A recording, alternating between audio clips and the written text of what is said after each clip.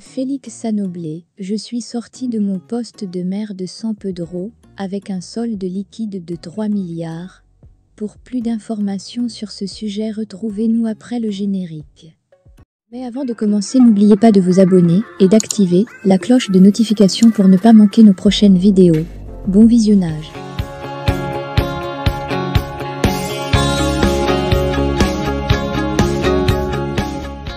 Un site internet d'information générale a récemment révélé que 3 agents de la mairie de San Pedro auraient été limogés par la délégation spéciale, la structure en charge de gérer les affaires courantes à la mairie de San Pedro en attendant la reprise des élections municipales, le 2 décembre prochain. L'auteur de cet article, qui signe avec les initiales de MS, fait savoir dans son papier que le limogeage de ces 3 agents ferait suite à leur refus de collaborer avec la nouvelle administration de la mairie de San Pedro dirigée par le préfet de région, préfet du département de San Pedro, Ousmane Coulibaly, dont le représentant dans la délégation spéciale est le secrétaire général de préfecture, Mr Yao Kofi Claude. Un comportement qui, selon ce confrère, cacherait les malversations financières dont le maire sortant, Félix Sanoblé, ancien ministre de la promotion des PME, se serait rendu coupable durant ses 5 années à la tête de la mairie de San Pedro. Approché, Félix Sanoblé, candidat du RHDP, Rassemblement des Oufouettistes pour la démocratie et la paix, parti au pouvoir, a tenu à clarifier cette situation qui, selon lui, est l'œuvre des esprits chagrins qui ne savent pas de quoi il s'agit. Félix Sanoblé a profité de l'entretien qu'il nous a accordé pour répondre à ceux qui font croire qu'il aurait peur que sa gestion de la mairie de San Pedro fasse l'objet d'un audit. Dans un arrêté préfectoral signé de Yao Kofi Claude, secrétaire général de préfecture, la délégation spéciale qui dirige actuellement la mairie de San Pedro a mis fin aux fonctions de 3 collaborateurs du maire sortant.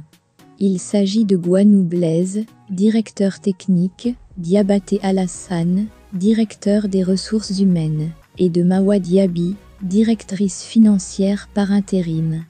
Dans l'article publié sur le site internet en question, et largement repris sur certaines plateformes, l'auteur indique que ces cadres de la municipalité sortante ont été remerciés parce qu'ils ont décidé de couvrir les malversations financières du député maire de San Pedro. Il n'en est rien. Fermez les guillemets, rétorque le maire Félix Sanoblé. En Côte d'Ivoire, le drame du journalisme et de certains organes de presse écrite ou en ligne, c'est cette manie de ne pas vérifier les informations avant de les publier. C'est tout sauf du journalisme. Mais bon, je ne vais pas rentrer dans ces considérations. J'ai lu cette feuille de chou publiée sur ce site internet. Il ne faudrait pas publier n'importe quoi, surtout quand ce papier est truffé de tant de fautes grammaticales. La mairie de San Pedro est une administration sérieuse, a d'entrée indiqué Félix Sanoblé. Revenant à la question de ces 3 agents limogés par la délégation spéciale, le maire sortant a tenu à faire cette précision. Ces 3 agents ont été libérés parce qu'il y a une irrégularité de leur présence à la mairie de San Pedro. De quoi s'agit-il? Ces 3 agents étaient des agents embauchés à la mairie de San Pedro. Donc des travailleurs embauchés par la commune de San Pedro. Dans une commune, il y a 2 catégories d'agents. Il y a ceux qui sont embauchés par la commune, et il y a ceux qui sont affectés par l'État de Côte d'Ivoire.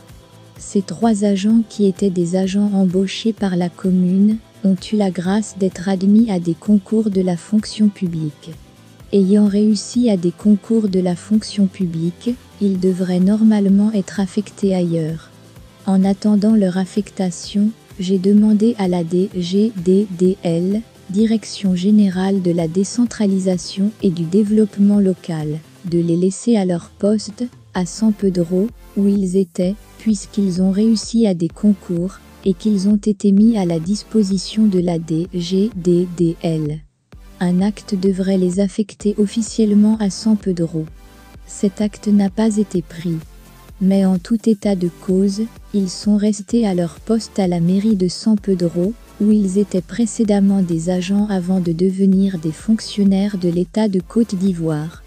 Mais il n'y a aucun document qui les affecte officiellement à la mairie de Sampedro.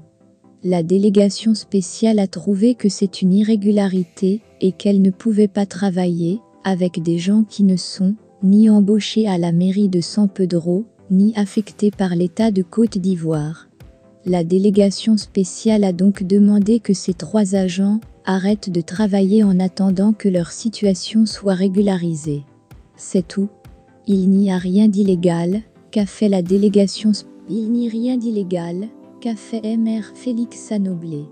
Il n'y a pas un refus de leur part de collaborer avec la délégation spéciale pour cacher une quelconque malversation, comme le fait croire l'auteur de cet article. Seuls les esprits chagrins, qui ne savent pas de quoi il s'agit, s'agitent et véhiculent ces fausses informations. Il n'y a donc aucun problème, comme veulent le faire croire certaines personnes. C'est une procédure normale. Une nouvelle administration arrive et elle constate qu'il y a 3 fonctionnaires de l'État de Côte d'Ivoire qui travaillent à la mairie de Sampedro sans avoir une décision d'affectation de l'État de Côte d'Ivoire et qui demandent qu'ils soient remis à la disposition de la tutelle, c'est-à-dire de la DGDDL, afin qu'ils soient officiellement affectés à la mairie de Sampedro ou ailleurs. C'est tout, c'est voulu Claire Félix Sanoblé. Une version confirmée par une source proche de ce dossier. Si elle s'est refusée de rentrer dans tous les détails de cette affaire purement administrative, comme l'a signifié le maire Félix Sanoblé, elle a démenti les allégations publiées dans cet article, qui s'inscrit dans la campagne d'intoxication des populations de la cité balnéaire de Sampedro et de dénigrement du député, maire Félix Sanoblé depuis l'annonce de la reprise des élections municipales. C'est pourquoi, dans l'entretien qu'il nous accordait, Félix Sanoblé, sans répondre à ses détracteurs, est revenu sur la question de l'audit de sa gestion de la mairie de Sampedro. Il nous a dit n'avoir aucun souci à ce niveau. L'assainissement des finances de la ville portuaire ayant été au cœur de son mandat. J'ai géré l'administration de la mairie de Sampedro pendant 5 ans. Je suis tellement fier de ma gestion que je mets quiconque au défi de sortir une ligne de détournement de quoi que ce soit. Pour ça, je suis tranquille. Mon éducation ne me permet pas de détourner de l'argent. J'ai été ministre de la République. Jamais vous n'avez entendu que Mr Anoblé a détourné telle ou telle chose. De même, lorsque j'ai été maire. Je suis sorti de mon poste de maire de la commune de Sampedro avec un solde de caisse liquide de plus de 3 milliards de francs CFA qui est disponible dans les caisses du Trésor. Je dirais dans les livres du Trésor. Ce n'est pas un solde budgétaire, mais un solde liquide lié à certains projets non encore payés, ordonnancés ou non engagés. Je suis tranquille. La mairie de Sampedro est une structure qui a été assainie et qui ne souffre d'aucun détournement. La délégation spéciale a dû se rendre compte qu'elle a affaire à une administration qui travaille correctement, s'est réjoui l'ancien ministre de la promotion des PME. Avant de terminer, le maire sortant est revenu sur la question de l'audit de sa gestion.